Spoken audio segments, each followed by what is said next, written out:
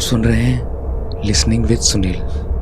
जैसे कि आप लोग जानते हैं, मैं कहानियाँ सुनाता हूँ। आज कहानी ग्वालियर के एक लड़के की है जिसका नाम है राज, जिसने कि मुझे इंस्टाग्राम पे अपनी स्टोरी शेयर करी। जब मैंने पढ़ा तो काफ़ी हॉरर लगी, तो सोचा आप लोगों से शेयर करूँ।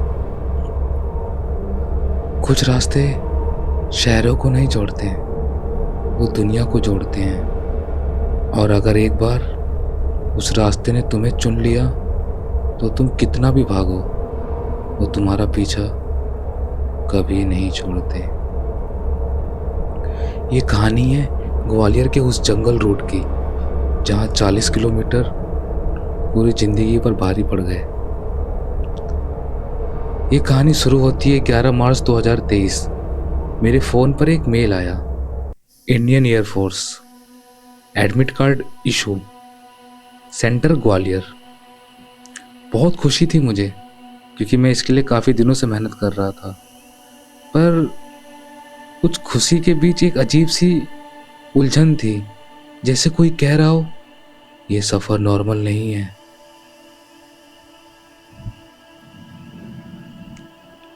लोकल लोग कहते हैं लाहौर से आमायन का जो 40 किलोमीटर का रास्ता है, वहाँ एक्सीडेंट भी बहुत होते हैं, और इसके बारे में कोई भी बात करना नहीं चाहता है। वो एक्सीडेंट क्यों होते हैं और कैसे होते हैं। 2 दिन बाद नाना का कॉल आया। सिर्फ इतना बोला, राज ग्वालियर मत जाना। कॉल कट हो जाता है और मेरे लाइट अपने आप ब्लिंक करने लगती है। थोड़ी देर के लिए मैं काफ़ी डर जाता हूँ, पर आँख बंद करके सो जाता हूँ। दिन 25 मार्च। मैं और मेरा दोस्त गोपाल। पापा ने मना किया था कि जंगल वाले रास्ते से मत जाना, पर जवानी कहाँ सुनती है। लाहौर से आमायन का 40 किलोमीटर का जंगल रोड, वहाँ सबसे ज़्यादा एक्सीडेंट होते हैं, और जो एक्सीडेंट नहीं होते उनकी कहानियाँ कोई सुनाता नहीं। मैं हंसा था, सोचा बस अफवाह है ये। मुझे क्या पता था ये रास्ता सिर्फ जंगल से नहीं गुजरता, ये किसी और ही दुनिया से गुजरता है। 40 किलोमीटर जहाँ ज़िंदगी खामोश हो जाती है। ग्वालियर से आमायन तक सिर्फ 40 किलोमीटर, पर इस रास्ते पर ना घर, ना दुकान, ना स्ट्रीट लाइट, सिर्फ घना जंगल, एक पुरानी कब्रिस्तान, 2 शमशान घाट और एक छोटी सी नदी जो शाम होते ही काली लकीर सी लगती है। लोकल लोग कहते हैं इस रोड पर चलने से पहले भगवान का नाम लेना। दोपहर का वक्त था, रोड पर मुश्किल से 1-2 गाड़ियां दिखी, जैसे लोग जानबूझकर इस रास्ते के बीच नहीं आना चाहते। 5 बजे एग्ज़ाम ख़त्म हुआ, 6:30 हो चुके थे। अंधेरा धीरे धीरे आसमान से गिरने लगा। मैंने कहा यहीं रुक जाते हैं। गोपाल बोला, अरे क्यों डर रहा है, पहुंच जाएंगे यार, इतना मत डर। बजरंग बली के भक्त हैं, बालाजी के भक्त हैं, कोई दिक्कत होने वाली बात नहीं है। बालाजी और काली माता का नाम लेकर वो लोग निकल पड़े। राज बाइक के पीछे बैठा हुआ था और फोन में भजन ऑन कर दिया था श्री राधा रानी का। पर जैसे ही शहर छोड़ा, आवाज भी जैसे कमजोर पड़ गई। रात के 9:30 हो रहे थे। तभी उन्होंने बाइक अपनी पेट्रोल पंप पर रोकी।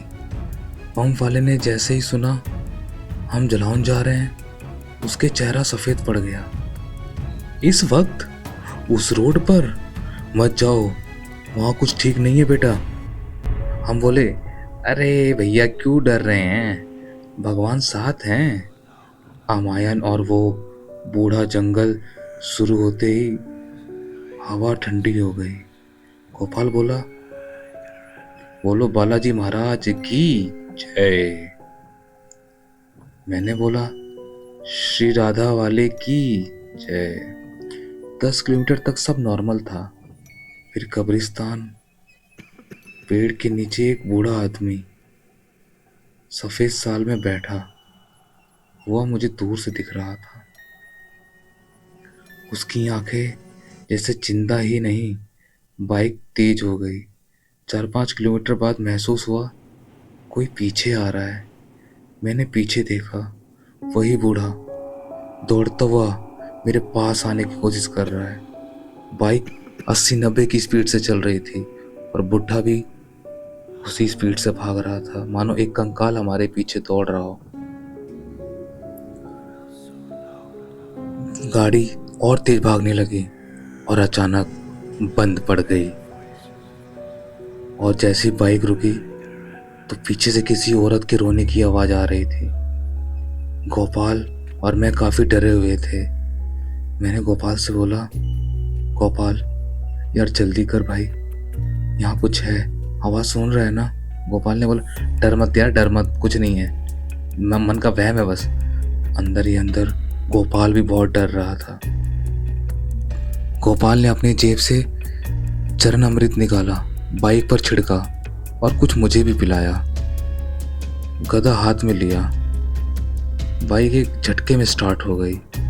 आगे तो शमशान और एक काला साया बार बार रोड क्रॉस कर रहा था। हम दोनों को दूर से ही दिख रहा था। हम दोनों ने बाइक पहले ही रोक ली। पीपल और वो लाश, आखिरी 10 किलोमीटर। एक बड़ा पीपल का पेड़ और उस पे कोई लटका हुआ। मैं जैसे मेरी चीख सी निकल गई, सर फटने लगा। रुकना मतलब मौत। जैसे जंगल खत्म हुआ मैंने पीछे देखा, वही बूढ़ा व्यक्ति गुस्से से गुर्रा रहा था। रात 1 बजे घर पहुंचे हम लोग, पर सफर यहीं खत्म नहीं हुआ। उस रात 4:11 मेरी नींद टूट गई। कमरे के दरवाजा आधा खुला हुआ था और कान के पास एक धीमी आवाज, तुम फिर मिलोगे। मैंने मोबाइल देखा, मिस कॉल, अननोन नंबर था। समय 4:11 हो रहा था और मैं बाहर जाके देखा, वो सफेद साल ओढ़े बूढ़ा व्यक्ति मुझे देखकर हंस रहा था और वो जो काला साया बार बार रोड पार कर रहा था, वो ऐसे लग रहा था हवा में तैर रहा हो। और वो जो पीछे से आवाज आ रही थी सफेद साड़ी वाली, वो बहुत ही खतरनाक थी। उसकी आंखें मानो आग उगल रही हो। ऐसा लग रहा हो कि वो मुझे बुला रही है। मैं धीरे धीरे उसकी ओर खींचे जा रहा था, पर अचानक गोपाल ने मेरे पीछे हाथ रखा। अरे राज, इतनी रात को कहाँ जा रहे हो तुम? मैंने अपनी आंखें एकदम से ब्लिंक की। मुझे समझ में आ गया, जो चीज अमायन के जंगल में थी वो मेरे साथ ग्वालियर तक आ चुकी थी और ये कहानी खत्म नहीं हुई, अभी शुरू हुई है।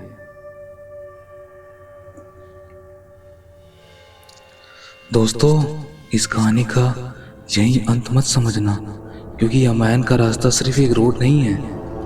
वो इंतजार करता है हर उस शख्स का जो डर के साथ सफर करता है।